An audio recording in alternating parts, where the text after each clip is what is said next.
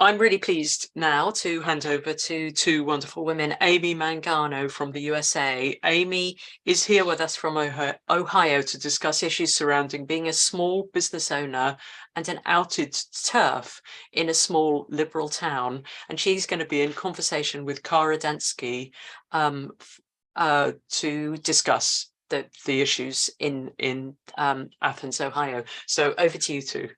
Let's maybe get started by, Amy, could you tell us a little bit about last spring and how you started to come to understand that there are some problems with so-called gender identity? I came across an article about Leah Thomas on the UPenn swim team, and I thought it was a parody. I thought it was an Onion article, and as I was reading, I realized that this was really happening, and that's what prompted me to look further into the gender industry and what was happening to children and what was happening to women. And I then decided I had no idea the large controversy going on with just saying that humans cannot change sex. So I went to one of my employees who is a majoring in feminist studies. And I thought, surely she will understand what's happening and I'll be able to speak with her about this and ask her some questions. And that did not go over well. I explained to her about how human beings can't change sex and therefore they do not have rights to women's sports and women's prisons. And she became visibly enraged and kind of started colluding with my other employees about what a horrible person I am. And as I was saying this in my own store, customers were milling about and they heard, and I started to get some Google reviews, some really hateful Google reviews saying I'm a horrible person and I'm a TERF and this and that.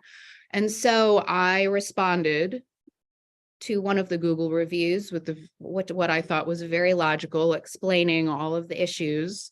And that's when it really blew up and people called for a boycott of my store. And there was a public outcry, but this public outcry happened had no knowledge of this public outcry because no one came to me directly to discuss why I was saying these things. They opted to conduct their imaginings about who I am and what I stand for on their own without consulting me.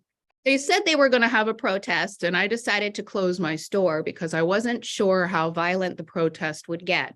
After all the hundreds of hateful Google reviews, I was wondering if my children were in danger, and I was wondering if I was in danger. So I did not want to attend that first protest planned in May. And because I closed down my shop, the protest never happened. And that's how this began. Okay, so that was May 2022. Correct. Yeah. Okay, tell us a little bit about your store and about the town. And I should just jump in and say that the town where Amy lives, Athens, Ohio, is the town where I grew up. And I spent hours and hours and hours as a teenager shopping in that store. She wasn't the owner at that time, but I know this store very, very well. Sure. Athens, in my experience, is very liberal, but most of the people who live there are sort of very sensible, unpretentious, mainstream liberals. They're not sort of the crazy people who come and protest feminist events. But I think the university does bring some of that culture. And Artifacts itself is a store Amy's store, it sells t-shirts, as you can see behind her. It sells buttons, it sells stickers and other kinds of clothes. And it's just a really wonderful shop. Okay, right. So I cater to like the fun part of Athens. And usually I've been pretty, I'm a host. So I have to be nice and polite and friendly and bubbly. And I guess when I turn that off, people don't like it. Great. Okay. So then, so what happened more recently? You sort of took it to another level. Tell us what you did. I did. Well, I had some posters. I had the declaration, 9 articles of the declaration posted on my front door, which garnered some spitting on my front door and some graffiti, which didn't really bother me. You know, I just kept on with it. And so after the holidays, because the holidays are very busy, I decided new year, new energy. So I updated my door. And I put in signs that said humans can't change sex, no men in women's prisons, no men in women's sports. And that was too much. It was too much for the community to handle. They decided they are really going to protest this time, big and loud. And I thought to myself, bring it, bring it. Great. And I should also just say that when Amy first started getting into this, an old friend of mine who understands where I'm coming from politically let me know that Amy's store was, that people were calling for a boycott because of things that she had said in defense of women and girls. And at that time, I got in touch with Amy, and Amy has been very active in WDI USA ever since. And she's an absolutely fabulous graphic artist, and we're so happy to have her on our volunteer team. Okay, so what was the reaction in town to your putting up the declaration in your storefront, as well as humans can't change sex? I think you also have signs in your storefront that say no men in women's sports and no men in women's prisons. So what was the reaction to that? Nobody really comes in to tell me directly or emails me directly. I have to hear these things through the grapevine, if ever. I imagine people were outraged. The only thing that they can muster is sometimes I'll get posters on my door where they'll post posters of men dressed as women, and they'll pay. I don't understand. So the reaction was protest. I mean, they were like, okay, we're going to have a protest. And they created an Instagram account dedicated to boycotting my store.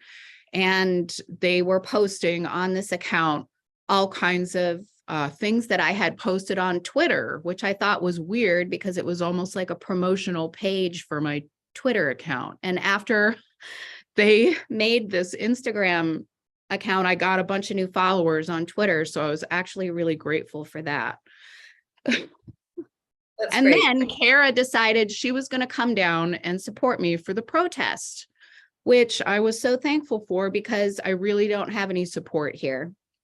I have no tangible support.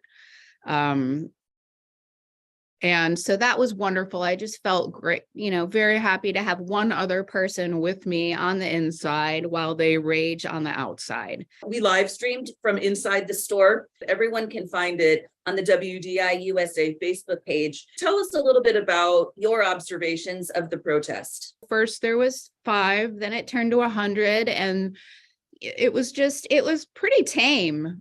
They had signs that said things like, feminism is for all women, which Kara and I agreed with. And they held up a black curtain to try and stop us from videoing them, which I thought was strange, as if they're there, why don't they want us to see them? That seems weird to me. And there was an assault outside the shop. They were blaring screaming sounds via speaker against my window into the store. And one of the customers, we opened the store at 11, and people were coming in to shop, and they were harassing people as they were coming in. And as one of my customers left, she and her companion had complained about the horrible noises that they were blaring inside the shop via my front window. And he said, he told them to suck his dick, and she kicked him in the shin, and he filed assault charges. And so he wasn't really very injured, but they actually chased her down the street and followed her in her car after he told her to do that horrible thing for just saying, can you please stop harassing us?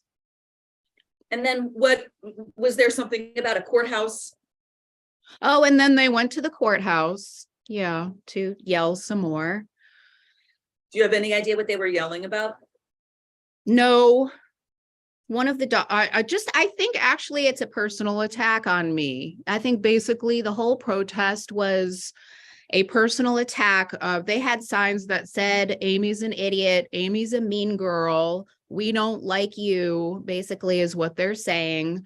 They had absolutely no argument or comment about the issues that were being brought up. They had nothing to say except their usual circular trans women are women BS. All they could do was say how horrible I am for expressing an opinion. And even the next day on my door was a big sign with my name, Amy, and a big like no through it. Like that's something. One thing about the live stream that I would like to say is I'm new to all of this. This was my first protest. Of course, I'm not a professional protester. And I realized after watching the live stream that I should have been talking about the issues that were important and why all the protesters were there and why I had all the signs on my door. Instead, we opted to make fun of them, which I think is hilarious and fine because they deserve to be made fun of. But I think if it happens again and I do another live stream, I'm definitely going to be, if getting that attention and all that audience, I should have been hammering home why I'm there, why I'm speaking out, and I will definitely do that next time. That's great. And I just want to say we had a great time. We had a blast making fun of them. And Amy, our audience knows the issues, so you're good there. But that's a good lesson learned as well. And so, what would you say to women who are maybe, as you say, not used to protesting, new to all of this, may not, have books published, don't have articles out there, are just like you, small business owners living in, mainstream America, small towns? What can women out there do who are kind of alone and individuals? Yeah, I'm alone. And after I realized that nobody was going to have my back on this or even discuss it, I realized I was going to be on my own. And that is just an adjustment I've been having to make. Expect to be, if you speak out, just, expect to have that, expect to be on your own for a little bit. I don't think I'm going to be on my own forever.